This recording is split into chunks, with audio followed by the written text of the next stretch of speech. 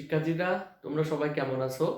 আজকে আমি তোমাদের একটি গুরুত্বপূর্ণ বিষয় নিয়ে আলোচনা করব, অরবিটালের আকৃতি এবং নোডাল তল। সাধারণত অরবিটাল চার প্রকার: এস, পি, ডি এবং এফ অরবিটাল। তো প্রথমত আমি এস অরবিটালের আকৃতি বিষয়টা নিয়ে একটু আলোচনা করি। এস অরবিটাল আমরা যদি তিনটি অক্ষ বিবেচনা করি, এক্স অক্ষ, ওয়াই অক্ষ এবং জেড অক্ষ, তাহলে তোমরা লক্ষ্য করো যে এস অরবিটালটা হচ্ছে বর্তুলাকার, বা আমরা ইংলিশে আমাদের বলা হয় আছে স্পেরিক্যাল। এই স্পেরিক্যাল আমরা তিনটি অক্ষ বরাবরই কিন্তু বিস্তৃত রয়েছে। তার মানে এই এস অরবিটালে বিদ্যমান যে ইলেকট্রনটি, সে তিনটি অক্ষ বরাবরই এই ত্রিমাত্রিকভাবে ঘুরতে থাকে। তার মানে তিনটি দিকেই আমরা, সব তলেই আমরা এস অরবিটালে বিদ্যমান ইলেকট্রনের উপস্থিতি পাবো। আচ্ছা, যদি বিদ্যমান ইলেকট্রনের উপস্থিতি পাই, তার মানে এক্ষেত্রে আমরা সব জায়গায় ইলেকট্রন পাচ্ছি। এইবার আমরা এস অরবিটালের আকৃতির সাথে আরেকটা বিষয় বলি, নোডাল তল। নোডাল তল আলোচনা করার আগে আমাদের বুঝতে হবে নোডাল বিন্দুটা কি জিনিস। অর্থাৎ যে বিন্দুতে ইলেকট্রন পাওয়ার কোনো সম্ভাবনা নেই, মানে সম্ভাবনা জিরো, সেই বিন্দুটাকে কি বলা হয়? নোডাল বিন্দু। আর নোডাল তলটা কি? যে তলে আমরা যেদিকে ত্রিমাত্রিক অক্ষ বিবেচনা করেছি এবং এখানে বিভিন্ন তল পাওয়া যায়, যেমন এক্স ওয়াই তল, ওয়াই জেড তল, জেড এক্স তল ইত্যাদি। তার মানে যে তলে ইলেকট্রন পাওয়ার সম্ভাবনা শূন্য, সেই তলটাকে বলা হচ্ছে নোডাল তল বা নোডাল প্লেন। তার মানে আমরা দেখতে পাচ্ছি এস অরবিটালে বিদ্যমান ইলেকট্রন এক্স অক্ষ, ওয়াই অক্ষ এবং জেড অক্ষ, সব অক্ষ বরাবরই বিস্তৃত রয়েছে। তার মানে সব তলেই এস অরবিটালে বিদ্যমান ইলেকট্রন ঘুরতে সক্ষম বা বিচরণ করতে সক্ষম। তার মানে সব জায়গায় এই এস এস ত্রিমাত্রিক অক্ষ এবং সবগুলো তলেই বিদ্যমান থাকে। তার মানে এক্ষেত্রে এখন আমরা যদি বলি তাহলে এর নোডাল তল আছে কি না, না, এর কোনো নোডাল তল নেই। তার মানে আমরা নোডাল তল বলতে যেখানে ইলেকট্রন পাওয়ার সম্ভাবনা জিরো, আমরা দেখতে পাচ্ছি যে তিনটা অক্ষে ইলেকট্রন পাওয়ার সম্ভাবনা রয়েছে। তার মানে এস অরবিটালের ক্ষেত্রে নোডাল তল জিরো। এখন নোডাল তলে জিরো, এটি মনে রাখার একটি সহজ বুদ্ধি রয়েছে। আমরা জানি যে সহকারী কোয়ান্টাম সংখ্যার মান, এই আমরা যখন দেখি যে এস সমান, যখন এল এর মান যখন জিরো, তখন এস, এল এর মান 1 হলে পি অরবিটাল, এল এর মান 2 হলে ডি অরবিটাল, এল এর মান 3 হলে এফ অরবিটাল। প্রত্যেকটি অরবিটালে কতগুলি নোডাল তল পাওয়া যাবে সেটা নির্ভর করে সহকারী কোয়ান্টাম সংখ্যার মানের উপরে। তার মানে এস অরবিটালে নোডাল তলের সংখ্যা কতটি? 0টি। পি অরবিটালে নোডাল তল কতটি পাবো? 1টি। ওকে, তাহলে আমরা দেখতে পেলাম যে এস অরবিটালে কোনো নোডাল তল নেই। কেন নেই? কারণ সবগুলি অক্ষ বরাবরই বিস্তৃত, তাই ত্রিমাত্রিক অবস্থাতেই এস অরবিটালে বিদ্যমানে ইলেকট্রনের উপস্থিতি পাওয়া সম্ভব। এবার আমরা পি অরবিটালে চলে যাই, যে পি অরবিটালের বিষয়টা একটুখানি দেখব।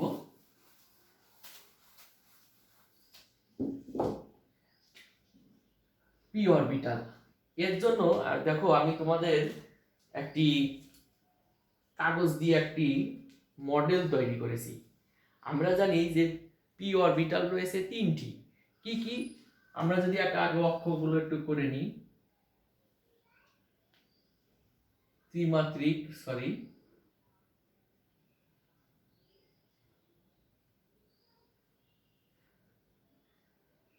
X Y Z. আমরা এখন এই যে এই অরবিটালটা আমরা যদি পি এক্স অরবিটাল বিবেচনা করি, তাহলে আমরা এটাকে এইভাবে বসাবো। আচ্ছা দেখো তো, আমরা যদি বিষয়টাকে যদি এইভাবে বসাই, তার মানে ইলেকট্রনটা কিভাবে ঘুরে? ইলেকট্রনটা কিন্তু এইভাবে ঘুরতে থাকে। এই যে, তার মানে এই দুইটা আছে তার বিস্তৃতি, ইলেকট্রনের বিস্তৃতি। এই অংশটুকু কিন্তু চওড়া, এই পাশটাও চওড়া, কিন্তু মাঝখানে কি চিকন হয়ে আসছে না? তার মানে এইটা আমরা বলি ডাম্বেল। এই দুইটা ডাম্বেলের মিলনস্থল এখানে। তার মানে ইলেকট্রন যখন ঘুরতে থাকে, এখান থেকে খুব দ্রুত এখান থেকে ঘুরে আবার এখানে আসে, এখান থেকে ঘুরে আবার এখানে চলে যায়। তার মানে এই অবস্থানে ইলেকট্রনের উপস্থিতিটা খুবই কম, এই জন্য এই বিন্দুটাকে বলা হচ্ছে নোডাল বিন্দু। মানে ইলেকট্রন এই জায়গায় অবস্থান করে খুব কম সময়ের জন্য, যেটা আমরা নেগলেজেবল বলতে পারি। তার মানে ইলেকট্রন বেশি সময় ধরে অবস্থান করবে এই বিস্তৃতি বরাবর, এই যে মোটা চওড়া অংশ। এখন তাহলে নোডাল তলটা কি হবে? এটা যদি নোডাল বিন্দু হয়, এই দুইটা ডাম্বেলের ভেতরে যদি আমি একটি শক্ত একটি কাগজ দিয়ে দিই, অর্থাৎ আমরা এখন একটা জিনিস খেয়াল করো তোমরা, ইলেকট্রন তো এই বরাবর ঘুরছে, তাই না? তার মানে ইলেকট্রন এই দিকেও নাই, এই দিকেও নাই, তাই না? তাহলে এই নোডাল বিন্দু বরাবর যদি আমি একে দ্বিখণ্ডিত করি, অর্থাৎ বিষয়টা এই ধরনের একটা ব্যাপার দাঁড়ায়, ঠিক আছে? তার মানে px কে যদি আমি এই বরাবর দ্বিখণ্ডিত করি, তাহলে এই তলে কোনো ইলেকট্রন পাওয়া যাবে না। এই তল বলতে এখানে তো আর আমার কোনো ডাম্বেল তৈরি হচ্ছে না, এই দিকেও কোনো ডাম্বেল তৈরি হচ্ছে না, তার মানে এইসব জায়গাগুলো ইলেকট্রন পাওয়ার সম্ভাবনা জিরো। ইলেকট্রন পাওয়ার সম্ভাবনা শুধুমাত্র এই দুইটা ডাম্বেলের ভেতরে। তার মানে আমরা জিনিসটাকে যদি আমি দেখাই তোমাদের, তাহলে px অরবিটালে যে তলে ইলেকট্রন পাওয়া যাবে না সেটা হবে px তলের নোডাল তল। তার মানে আমরা px কে যদি এই তাকে লম্ব বরাবর এইভাবে দ্বিখণ্ডিত করি, তাহলে সেক্ষেত্রে আমরা কোনো ইলেকট্রন পাবো না, অর্থাৎ এই তলে পাবো না, এবং এটা হবে তার নোডাল পয়েন্ট।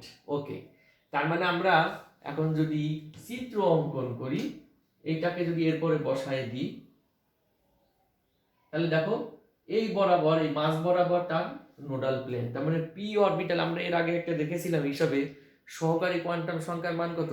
l = 1 হলে l = 1 হলে পি অরবিটাল, তার মানে নোডাল প্লেনের সংখ্যা একটি। এবার আমরা অনুরূপভাবে y এর ক্ষেত্রে যদি বিবেচনা করি, তাহলে একে এই বরাবর আমরা দ্বিখণ্ডিত করব, এই বরাবর দ্বিখণ্ডিত করব, তাহলে এক্ষেত্রে আমরা একটি নোডাল প্লেন পাবো। এখন আমি যদি একে জেড বরাবর দিই, তাহলে এখন আমি একে এই বরাবর দিব, তাহলে আর একটা নোডাল প্লেন। তার মানে প্রত্যেকটি পি অরবিটাল px py এবং pz, এই px এর জন্য একটি নোডাল প্লেন, py এর জন্য একটি নোডাল প্লেন এবং pz এর জন্য একটি নোডাল প্লেন। তার মানে প্রত্যেকটি পি অরবিটালে নোডাল প্লেনের সংখ্যা একটি। ওকে, এইবার আমরা চলে যাব আমাদের ডি অরবিটালের বিষয়বস্তু। আমরা জানি যে ডি অরবিটাল কতটি? ডি অরবিটাল হলো 5টি, dxy dyz dzx dx² - y² এবং dz²। আচ্ছা, আমরা ওখান থেকে দেখেছিলাম ডি এর জন্য সহকারী কোয়ান্টাম সংখ্যার মান কত? l = 2। তার মানে ডি অরবিটালে, প্রত্যেকটি ডি অরবিটালের জন্য নোডাল প্লেনের সংখ্যা কতগুলি? আমার দুটি। এখন সেটা কিভাবে দুটি হয় সেই জিনিসটা আমি তোমাদের এখন একটু দেখাবো। আচ্ছা, আমি এইটাকে যদি একটু আমি পেছনে একটু ভাঁজ করে রাখছি, ডি অরবিটালের জন্য দেখো, এইটাকে যদি আমি এখন ডি অরবিটালের, আমরা জানি প্রত্যেকটি ডি অরবিটালে বিশেষত dxy থেকে dxy yz এবং zx এর জন্য প্রত্যেকটি এই dxy dyz এবং dzx এর দুটি করে লোব, xy বা x অক্ষ xy তলে এবং একটা হচ্ছে yz তলে আর একটা হলো zx তলে, মোট 4টি লোব।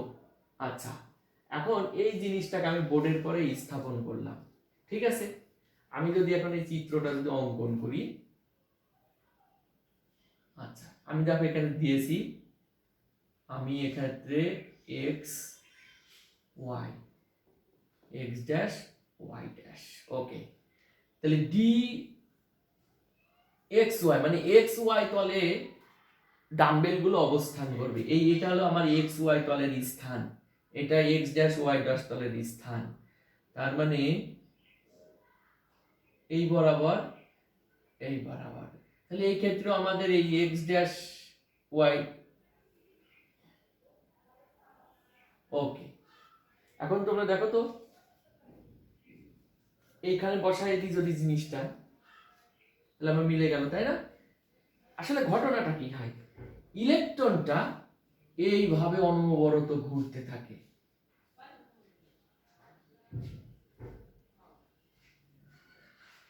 এইভাবে অনবরত ইলেকট্রনটা দেখা যাবে যে ঘুরতে থাকবে। এখন এই কেন্দ্রে যখন আসে, আমরা জানি কোনো বস্তু যখন বৃত্তাকার পথে ঘুরতে থাকে, কেন্দ্রের যত নিকটে আসে তার গতিবেগ বৃদ্ধি পায়, তার মানে ওই স্থানে তার উপস্থিতির সময়টা খুবই কম থাকে। তার মানে এটা হলো নোডাল পয়েন্ট। আচ্ছা, তাহলে এর নোডাল তল কয়টি হতে পারে? আচ্ছা, এখন তোমরা একটুখানি এইটা একটু খেয়াল করো, এই চিত্রটা। তাহলে আমার এই বরাবর যাকে একটা দ্বিখণ্ডিত করব, আর এই বরাবর একটা দ্বিখণ্ডিত, তাহলে কয়টা তল পাবো? এই বরাবর একটা তল আর এই বরাবর একটা তল। আমি যদি এখন তোমাদেরকে এইখানে দেখাই ডি অরবিটালের ক্ষেত্রে, দেখো একটা তল পেলাম, ঠিক আছে। এইবার আমি আরেকটি অংশ দিলাম, আর একটা তল পেলাম। তার মানে আমার কয়টা তল পেলাম? ডি এক্স ওয়াই এর জন্য দুটি তল পেলাম। এই দুটি তলে ইলেকট্রনের পাওয়ার সম্ভাবনা প্রায় শূন্য বা শূন্যের সমান। তার মানে ডি এক্স ওয়াই এর জন্য নোডাল প্লেনের সংখ্যা কয়টি আমার? দুটি। আচ্ছা, এখন ডি এক্স ওয়াই বললাম, অনুরূপভাবে আমার যদি ডি ওয়াই জেড হতো, মনে করো যে এটা আমি ওয়াই অক্ষ, এটা জেড অক্ষ বলে দিলাম, একই রকম চিত্র। আবার যদি তুমি যদি বলো যে স্যার আমি সব এক্স ওয়াই ওইভাবে ঠিক রেখে আমি চিত্রটাকে যদি ওইভাবে দেখাই তাহলে কেমন হয়? মানে এটা ধরো এক্স, এটা ওয়াই, এইটা আমি জেড ধরলাম, ঠিক আছে, ওকে। তাহলে আমি প্রথমটা যদি ডি এক্স ওয়াই বিবেচনা করি,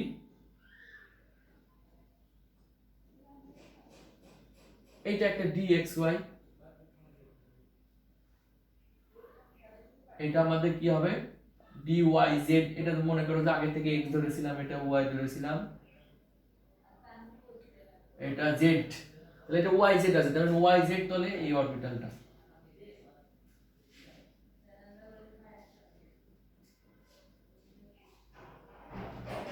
দেখো সব ক্ষেত্রে কিন্তু একবার এক্স ওয়াই তলের ক্ষেত্রে এর অবস্থান এখানে হয়েছিল, এবার ওয়াই জেড হওয়ার কারণে এটা এখানে চলে গেল। এখন যদি আমি আরেকটা দেখাই, মনে করো d x y y z, আর একটা কি হবে আমাদের? Z x. তাহলে জেড এক্স এর ভেতরে আবার আমাদের ওই আগের মতো এখানে এক্স ওয়াই। আসলে এটা একটা ত্রিমাত্রিক চিত্র, এটা আসলে ওইভাবে বোর্ডের উপরে আসলে দেখানোটা একটু মুশকিল হয়। এই জন্য আমরা বিভিন্নভাবে একটু মানে সামান্য একটু কাট করে, মানে বাঁকা করে বিষয়গুলোর অবস্থান দেখায়। তার মানে আমরা দেখতে পাচ্ছি D x Y, D Y Z এবং জেড এক্স প্রত্যেকটির ক্ষেত্রে চারটি করে ডাম্বেল রয়েছে এবং তাতে দুটি করে তল রয়েছে। এখন আমি আলোচনা করব সর্বশেষ দুটি ডি অরবিটাল নিয়ে। D X square minus Y square, তাহলে আমাদের এটাকে আমরা ওয়াই ওয়াই এক্স ড্যাশ, তাহলে এটা কি হবে? এটা এক্স, একদম এক্স অক্ষ বরাবর। এটা কিন্তু আগেরটা যেমন ছিল এক্স ওয়াই তলে ডাম্বেল গুলো, এবারে হচ্ছে সরাসরি এক্স বরাবর। তার মানে বিষয়টা হচ্ছে এই রকম হবে আমাদের। দেখো খেয়াল করো, তার মানে ইলেকট্রনটা এইভাবে এইভাবে ঘুরতে থাকবে। ইলেকট্রনটা সব সময় অনবরত এই যে এইগুলোকে বলা হয়, ওই ডাম্বেল গুলোকে বলা হয় ইলেকট্রনের বিস্তার। ইলেকট্রন সর্বোচ্চ কত দূর পর্যন্ত যেতে পারে, ঠিক আছে। মানে ইলেকট্রন এই অঞ্চলে এটা চওড়া হওয়ার উদ্দেশ্য হলো বা অর্থ হলো এই স্থানগুলোতে ইলেকট্রনের উপস্থিতি বেশি। ইলেকট্রনের যত চিকন অংশ ইলেকট্রনের উপস্থিতি তত কম, ডাম্বেলে যত চিকন অংশ তত কম। এইটা গেল। এখন আমরা আমাদের সর্বশেষ কি আছে? DZ square.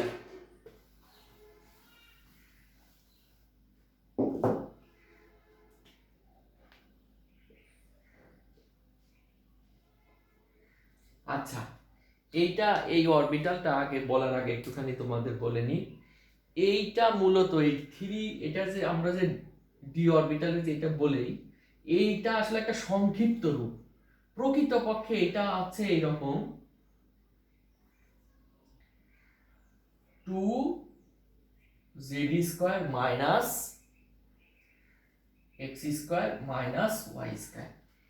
এই জেড স্কয়ার অরবিটালটা অনেকে প্রশ্ন করে যে স্যার এইটা তো আমরা শুধু dz² মানে অরবিটালটার যদি আকৃতি দেখায় আমি এইটাকে যদি ধরো মনে করো জেড অরবিটাল বিবেচনা করি, তাহলে জেড অক্ষ বরাবর আর একটা এখানে এইরকম রাউন্ড দেওয়া হয়, মানে এই যে পয়েন্টটাকে কেন্দ্র করে একটা ইলেকট্রন মেঘ বিদ্যমান থাকে। আচ্ছা, এই ইলেকট্রন মেঘটা অনেক সময় এটা হচ্ছে মূলত এক্স এক্স অক্ষ বরাবর এবং ওয়াই অক্ষ বরাবর। এই চিত্রটা, এই সমীকরণটা দেখলে আমাদের বোঝা যায় যে 2z² মাইনাস, মানে সমীকরণ ঠিক বলবো না, মানে যে এই যে গাণিতিক অংশটা 2z² minus x² minus y², এইটাকে সংক্ষিপ্ত রূপে বিজ্ঞানীরা বলে আছে dz²।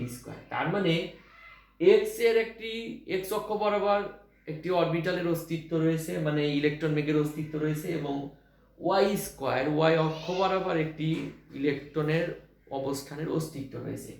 কিন্তু যখন dz² এইটার বরাবরের প্রভাবটা বেশি থাকে এবং এই দুইটার প্রভাবটা খুবই কমে আসার কারণে এটা ক্ষুদ্রাকৃতির হয়ে এই dz² অর্থাৎ জেড অক্ষ বরাবর অরবিটালের চারপাশে এক্স ওয়াই তলে, ঠিক আছে, এই অরবিটালে ইলেকট্রনগুলোকে চারপাশে তখন ঘুরতে থাকে। এই ক্ষেত্রেও আমার তখন এর প্লেনটা এইরকম হয়। আসলে তখন এই dz² এর চারপাশে একটা বক্র তল থাকে, সেই তলটাকে বলা আছে নোডাল তল। মানে ঘটনাটা অনেকটা এইরকম।